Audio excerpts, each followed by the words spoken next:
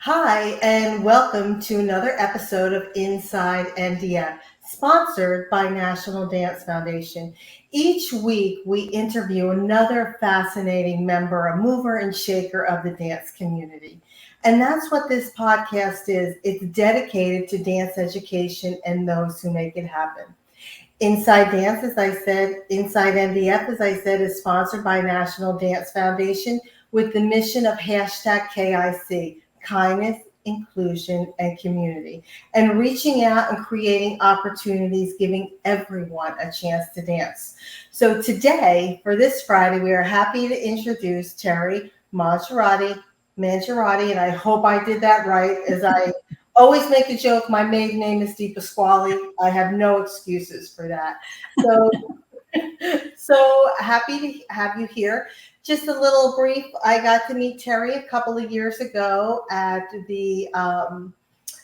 Reed's Gold seminars when we were both in Phoenix, and you were there as a presenter, an idea, all of that, which we'll talk about. But to start, I always like to give everyone the opportunity to tell us a little bit about yourself and how you became involved in dance. Great. Well, thank you so much for having me. It's always great to talk to you and other, studio owners, teachers, and just kind of share, my experience and try and help where I can. Right. So, my name is Teri. I'm in Massachusetts, and I own a studio called InSync Center of the Arts. We're about to start our 29th season. Yeah, so that's been fun. It's a big school. We used to have two locations, and then we merged into one right in the middle of each one of those towns.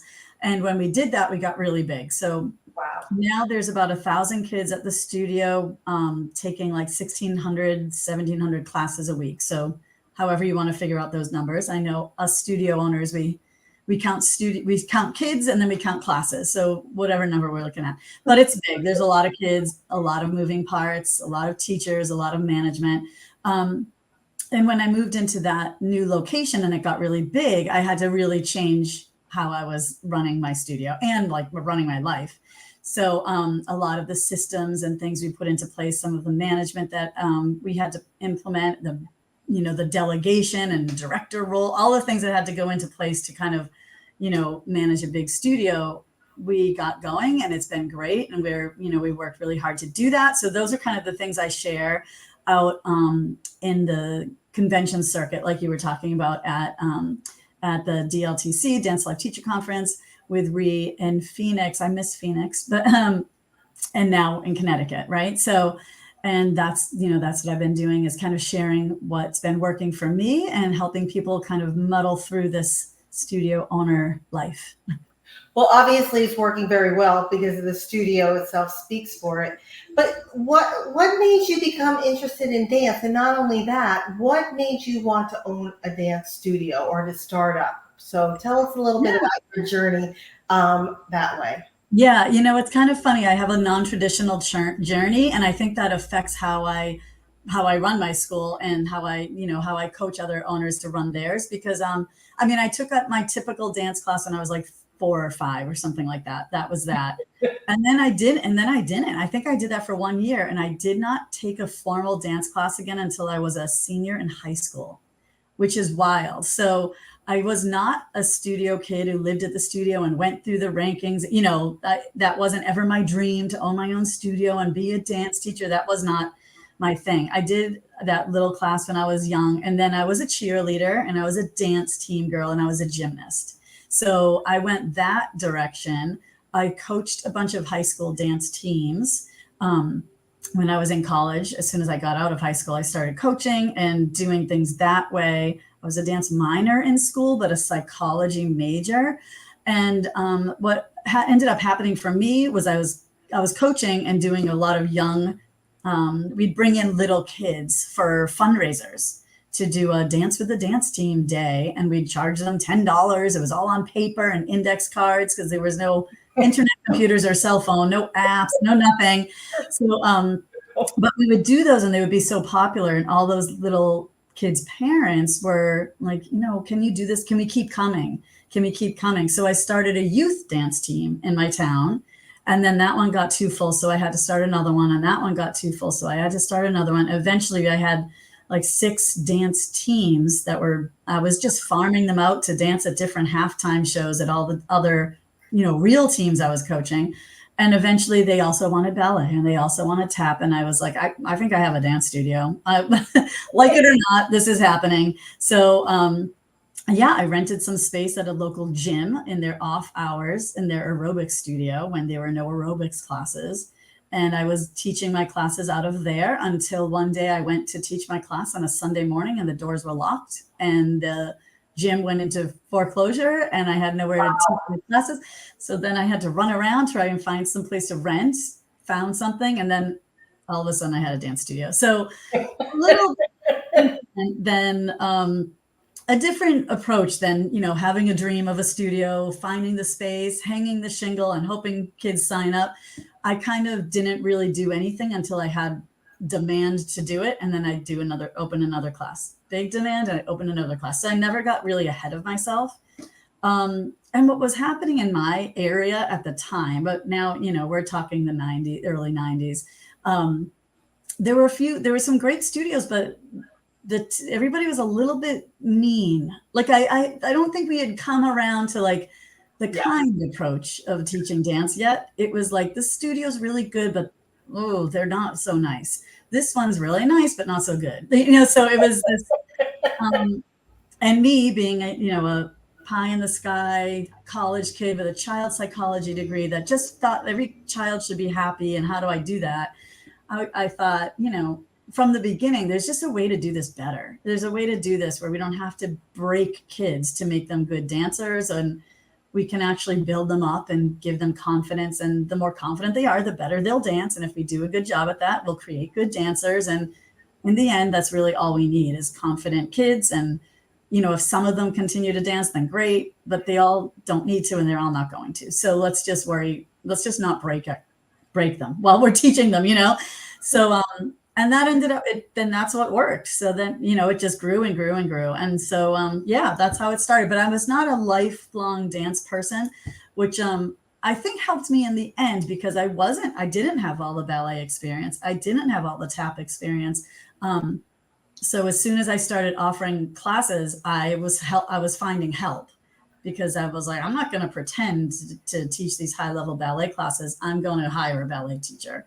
I tapped because my teacher gave me tap shoes to put on, but I was not trained well. So I had to find a good tap person, so I think that in the end helped me be okay with delegating right from the beginning and kind of creating a good team instead of me having to do it all myself. That is so interesting how it came about in a different way. And I understand that because I did not grow up dancing. I started and then I stopped. People forget it was different. It was different when you were dancing. It was ballet, maybe a jazz, which isn't recognizable today, and maybe a tap. But I didn't start back up again until college. When I was pressed to declare a major, I was like, okay, I'll be a theater dance major. And that was that. That's so funny. Yeah, that was the same for me. I was a child psychology major because I really did want to help kids. I wanted to be like the school psychologist, which ironically I am. More so now doing this. Exactly, right. But I had taken all of my electives were dance classes. I took all the electives and eventually my advisor called me in, I think my college junior year, and was like, you really only need to take one more class to have a dance minor. Just join the company and go to rehearsal. And, I'm like, I'm teaching on those nights. I don't have time to be in the dance company. I'm teaching, but I made that work. And then, okay, fine, I'll be a dance minor, but it wasn't really my intention. Right. So I think that's interesting too, just in a different way. And I talk to my kids about that all the time. Like, this is not what I meant to do, but the world has a way of working itself out. Right. And you do it very well. And I like what you said, because again, people, they look at dance today, which is so phenomenal with, we're big into giving everyone a chance to dance. It was not really like that. I mean, I really thought maybe, I would perform more after college, but you really couldn't even get an audition unless you were tall enough. And I was never tall enough. So you never even, that was it. So today it's so different. So I appreciate the difference in the dance studio that you're opening now to be, to be a little bit nicer for lack of a better way to, it wasn't as strict. You weren't going to be a ballerina. You just wanted to dance for fun. Right. And I think that's why we grew so much and why we have so many kids, because I think I still believe that. I was the kid that walked into a class. It was one of my friends at high school that convinced me to go watch her dance class. And I sat and watched her dance class, and then I signed up.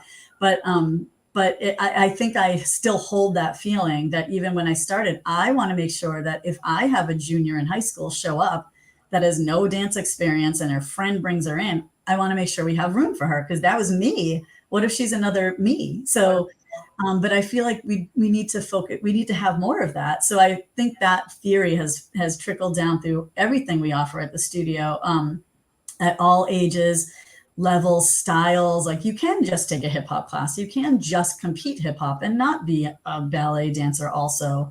Like fling open the door to all the boys. Let them come in and do their thing. Like, it does affect how I've started my studio, how I continue to start my studio, to run my studio, that they don't have to be the most experienced or most technical dancer to have like a real strong sense of community, and that this is like where they feel good, this is their safe place, this is where they get their confidence, but they might not be the actual best technical dancer in the school. It's nice, but it doesn't really matter to me all that much. So I think that's just huge. I love it. That's so wonderful. Yeah. So you have a very successful studio. You all of a sudden here you are with, tremendous. How did you make the jump to start becoming that dance coach and you were very popular still are on the, as we call it, the seminar circuit, which dance teachers all know, the conferences and conventions. So how did that kind of, leaped over? Yeah, I mean, I was just searching for help, and at the time, let's see, I think I went to my first. It was actually called Project Motivate at the time, but now it's the Dance Life Teacher Conference, right? But and I was pregnant with my 20-year-old son, so it was about maybe 20 years ago, maybe even before that. And I just kept going. That was kind of all I knew, so I just kept going every year, and then Retreat Center, I would go to those a lot. And eventually he just gave me the chance and asked if I wanted to speak at something, present something. I think the first time I actually presented was in Phoenix on creating studio culture. I remember that being my first one, that community. How do you do that? So, and I think it was just the experience of being at all of those conferences. I think we finally were at a point where I had a big studio and it was working really well and had a lot of answers to people's questions. Right? People's questions that they were just asking at the conference. I was just helping out a lot. And I think he recognized that and asked me if I wanted to kind of join the other side. So, yeah. And the rest is kind of history, but yeah. And it's been great. I love that. I enjoy that part so much. Why do you enjoy speaking and coaching dance teachers and studio owners? Because it's totally different. It's a different kind of education. I mean, I love it myself, but why do you enjoy it so? Yeah, I mean, I think, well, for me, I'm a mom. I have two boys. They're both they're older now. They're 20 and 18 now, soon to be 19 and 21 in a few weeks. But at the time when they were little, it's a struggle. It's a struggle to try and figure that out. And I remember at the very, very beginning being at Project Motivate and asking the question to the group of studio owners there, like, how are you doing this with kids? Because we need to be at the studio exactly when our own children need us, like after school and on the weekends, right? So I was thinking, I don't know how I'm going to do this, because I really wanted to be a mom. So I really wanted to be at home. I didn't want to sign them up for daycare. I didn't want to bring in a nanny. I wanted to be there when the bus got dropped off, when they dropped off the bus. So, and so I made that work, but I had asked that question at that convention, and a couple of people said, you're going to have to go to daycare. Some people are like, it's not going to work. And one person that was working at the conference, Lisa Mayu, I don't know if you remember Lisa from Rhode Island, but she stopped me. Oh, yes, I do. Yeah. And she was like, you're just going to have to make it work. You're going to bring in help and you're going to be there. And we even said, write it in your journal, what you want to happen. And I was like, I want to be there when the bus drops the kids off. And he was like, okay, then you make it happen. So And doing that, I feel like it was possible. It was hard, but it was possible. And I just felt like everybody needs to know it's possible. I just around me saw too many studio owners kind of falling apart, like really overwhelmed, sacrificing their children and their family for the studio to be there for other children and their families. And it just didn't feel right to me. It doesn't still. And there is a way to do it, but there is a way to do both, at least while the kids are little, like, yeah, mine are older now. They don't need me to drive them anywhere. So yeah, I'll be at the studio. I'll stay till 9 o'clock every night, whatever. But when they're little, you really do it goes by so fast. So if people are looking for that balance, that's what I wanted to help them with. And it trickles down. It takes a lot of work to get there. So when I'm speaking at these things, I kind of lean into more of like a workshop vibe. I'm less, I'm from the Northeast, right? So I'm less showy and, presentation crazy as I am like, get a piece of paper and a pencil and let's roll up our sleeves and let's figure out how we're going to do this, because we've got to get this done. I'm not going to just talk at you. I want you to leave here with like a plan. Something's going to get solved right now in this hour. And I think that's probably, I think a lot of people relate to that. I would go to those conferences and be so overwhelmed at the end of the week that I wouldn't even know where to start. And I really, it was all good, but it was a lot. So good. But you just wanted to do it all and you didn't know where to start. And it would take another month to just figure out what you even listened to.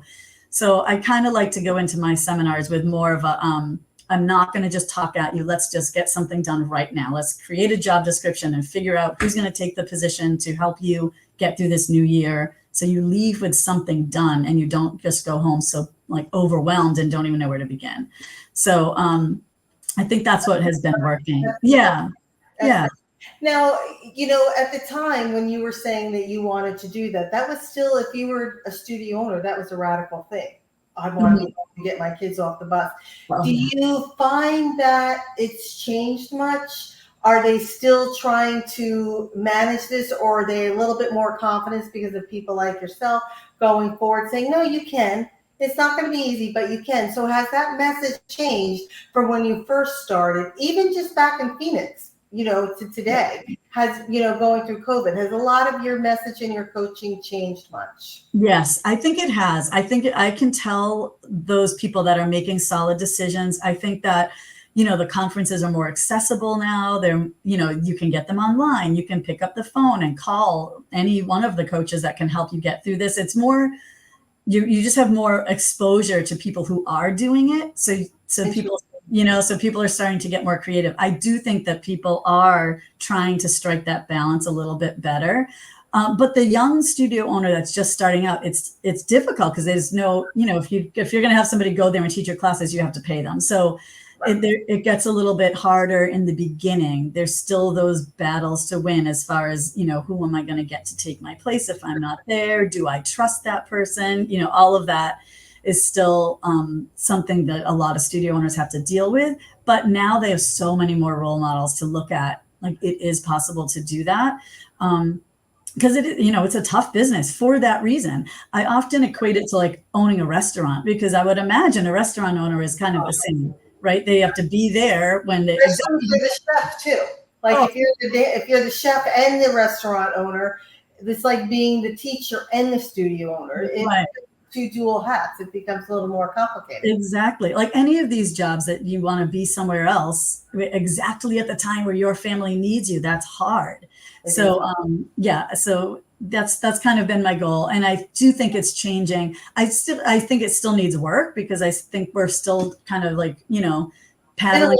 It's changing. Yeah. And that's one thing. Is that what really prompted you to start your InSync action plan? So I know now you are with Ree on the circuit doing things that way, but now tell us about your own company, your own teaching platform. Yeah. So a few years ago, we started InSync action plans. And how that started was we're using the plans that we've been using in our studio for years. We have a really strong preschool program, and our lesson plans have been set and written for years now. We have like 3 years of lesson plans that we kind of rotate through.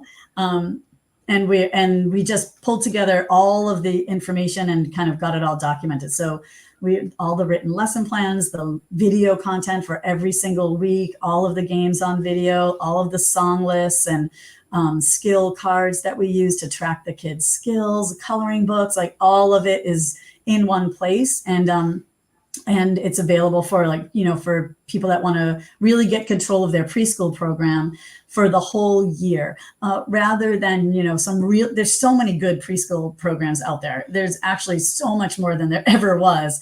There never was anything. No, we were all just winning. That was the forgotten group, even though they came every week and they were a big part of the studio.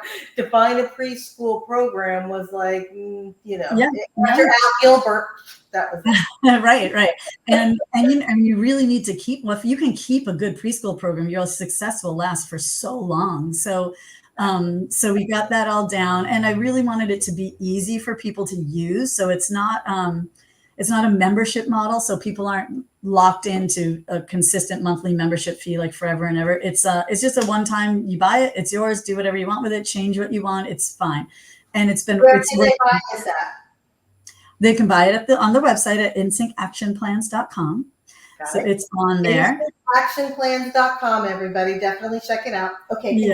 Yeah, that's the preschool plans. And then we're also we have skill cards on there too for older than that. At my studio, the classes that are past preschool or even second grade, the teachers have like a structure of what they need to teach, but a little bit more freedom on how they want to teach it, Sure. which I think those teachers really need, because those are the ones that are getting into choreography and artistry, and they want the creative license to get creative. That's who they are. So we use skill cards. So, if you're teaching tap 1, these are the skills that need to get taught. Do it however you want. Use your music, use whatever method you want to teach it, but these skills need to get taught so that we can move on to the next level. Those have been super helpful. Teachers love using those. And then the other big thing that we sell on the website that people love, and I coach people on a lot, is our season on a spreadsheet. I've done a lot of sessions on these workshops. It's like a giant spreadsheet that covers my entire office wall, and it covers every single week of the season and exactly what's happening that week, what event is happening, what we're planning for that's coming up, 3 weeks later. And so that enables me to really step back. We set it for the whole year, and then if I'm not there for a week or two. Simple, but so momentous. I live by spreadsheets. I mean, it's a game changer, isn't it? It's such a game changer. And I get my whole, my staff gets involved in creating it, so they have some ownership in it. It's not just me telling them what to do. It's like us creating our plan together. And it's so helpful. And it's visual. It's on the wall in the office. So my teachers come in, they look, they see, I have these handouts to give out. This is the email that's supposed to go out this week, for my office team. This is what's being taught in preschool. This is what's being taught in tap. This is what's being taught in hip hop this week. And awesome for subbing. It just lays out the whole season so that our studio owners can kind of relax a little bit and know that things are going to happen without them right there pushing it all the time. It's been really transformative. On autopilot on those days they're a little tired, and we all have those days. Oh yeah, days. Like I need a little autopilot to look up at the spreadsheet. That's like you say, that's amazing. That's an amazing creation. It's super helpful, and that's been really great for the studio owners I work with. And then and I coach them on making it, like helping them create it. Sure. Staying on top of it, getting the team involved with being on board, because it can be overwhelming for some of the creative dance teachers that work for us to look at the giant spreadsheet. I know right away when I'm interviewing a teacher in my office and they look at it, they're either like, this is awesome, or they're terrified. They have that glazed over look, like they've never seen a spreadsheet. Funny. But it works so well for us, and it's been working really well for for the people that I help. It's it's basic, but it's just a spreadsheet, but it takes a lot of time to plan that stuff out and remember every little nuance of how you run your year and plopping it into the spreadsheet. And it's a working document. It changes all throughout. Even this year, we changed some things. Tickets went on sale a little earlier than we thought they were going to. We moved things around. We write all over it with a Sharpie. And then when we set the one for next year, which we're doing in a couple of weeks, we'll put all of those changes in place and come up with a new year schedule. So it's really simple, but great. Yeah. Yeah.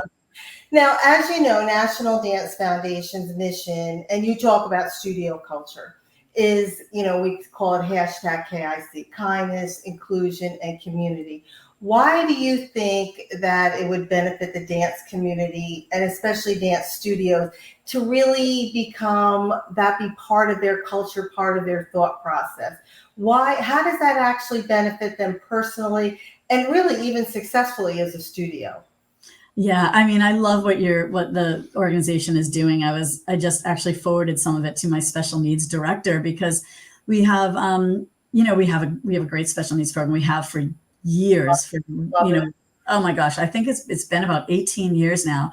And it was very difficult when we started because there were no resources at all, nothing. Finally, was really a pioneer in that. Yeah. Wonderful. Yes, totally. So we went to Trisha and got her certification stuff done way back in the beginning, and employed some OTs and that we knew from the studio moms that worked with certain populations, and put them all in the room and got that going. And now it's like a, much more organized program. But we have this amazing group of kids on Friday nights they're our dance party. It's called a dance party class. And it's really kids with all different developmental needs, special needs, handicaps, disabilities, wheelchair, the whole gamut.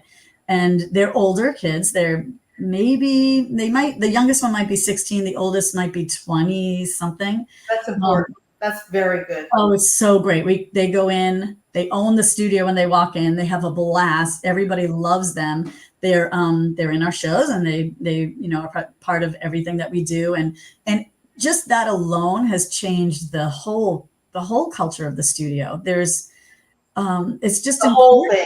The whole thing. I love it. Oh my gosh, yeah. Our teachers are obsessed with them. The teenagers that help at the studio, our interns, request helping with that group because they love it so much. We just had a big finale rehearsal before our recital, and I posted about this because it was kind of crazy. These giant finale rehearsals, and this group of kids is in this rehearsal. A couple of them are seniors actually, but one specific senior from that dance party class, Joshua is his name. He makes himself very known when he walks in the studio. Everybody, Joshua's here as soon as he opens the door.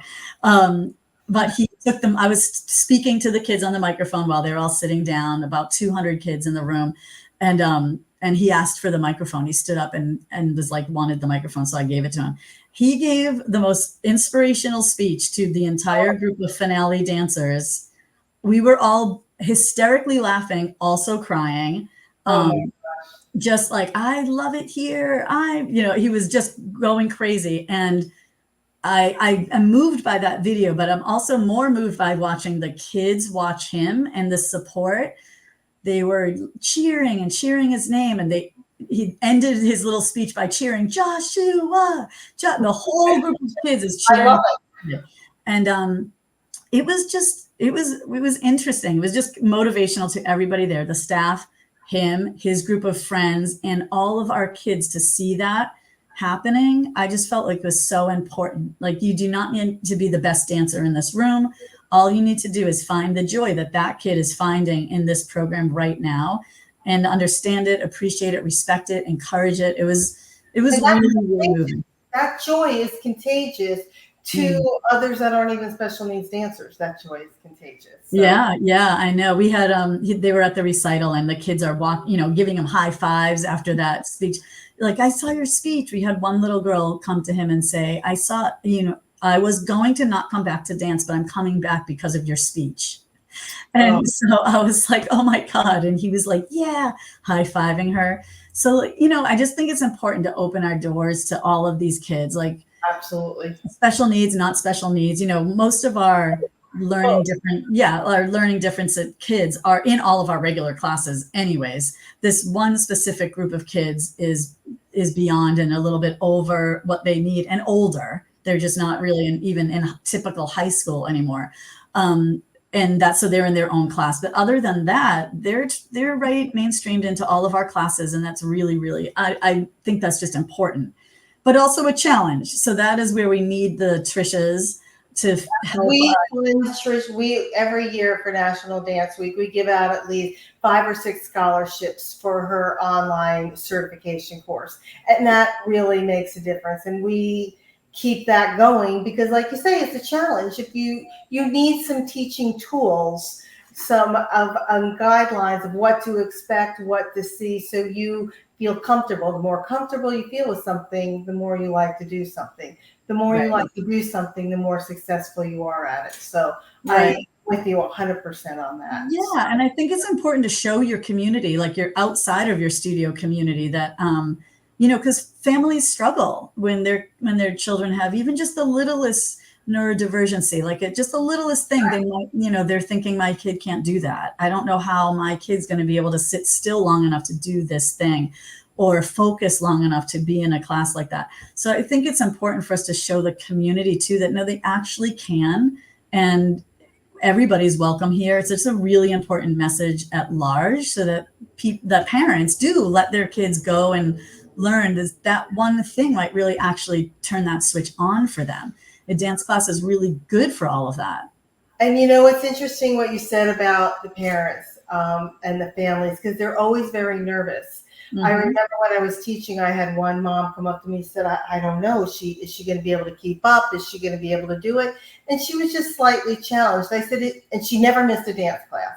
Mm-hmm. I said, is she having a good time? She goes, she loves coming. I said, well, that's all it is. That's it. End of story. That's it. The end of the discussion. Then let her come, let her have fun. She's doing great, and leave it at that.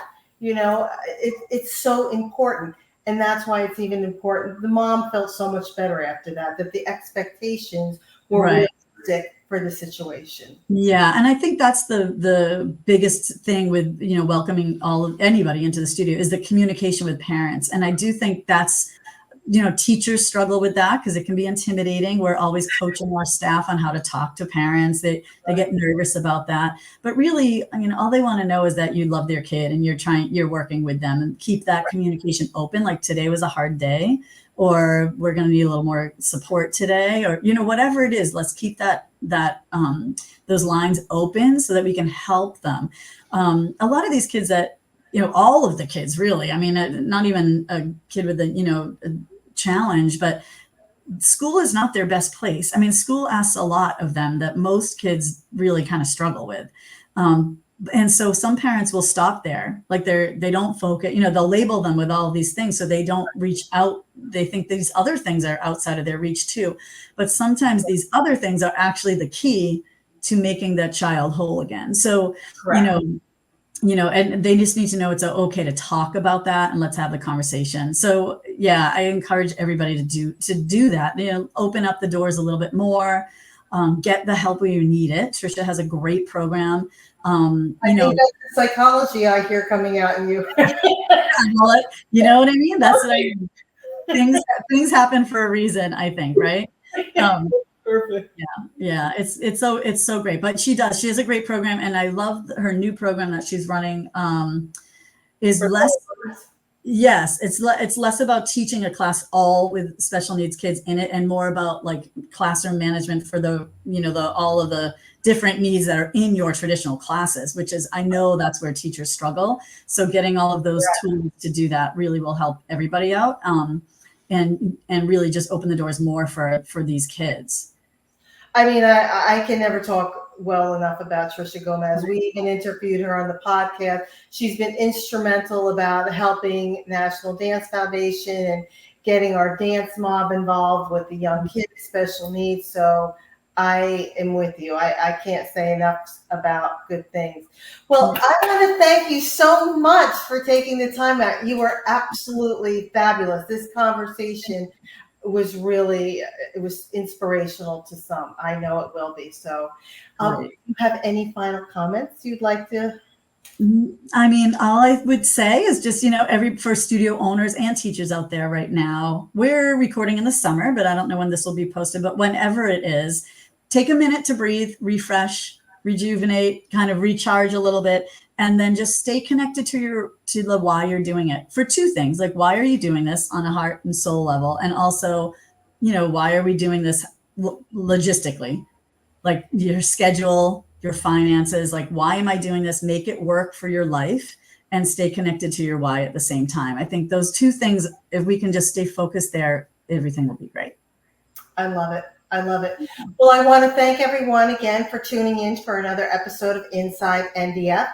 And if you'd like to learn more about National Dance Foundation and even find out about the scholarships applicable to Trisha's programs, please visit nationaldancefoundation.org.